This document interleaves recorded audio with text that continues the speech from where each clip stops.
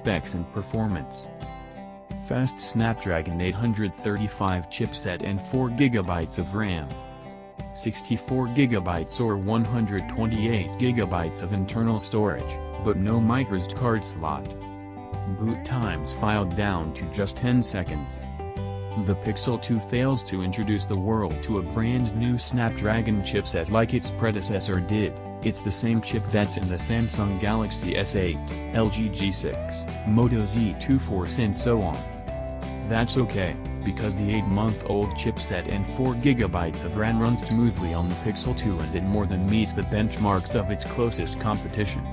Why do some phones have 6GB of RAM then? They're gearing up for apps 2 years from now and desktop virtualization. For now, we found 4GB of RAM enough to handle today's multitasking needs.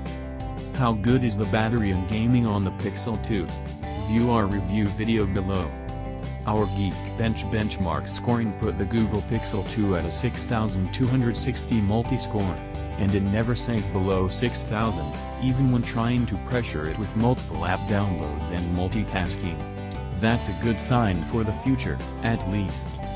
You'll get more storage from the Google Pixel 2, which starts at 64GB of internal space, instead of last year's 32GB of starter size, and it maxes out at the new 128GB of storage option.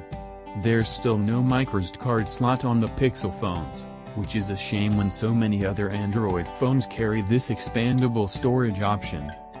Pixel 2 boot times are about 10 seconds long, meaning we've come a long way from the unforgivable minute-and-a-half boot times we experienced on Google's Nexus 6 phone 4 years ago. Back then, the phone's camera was poor too. Times have really changed for Google phones.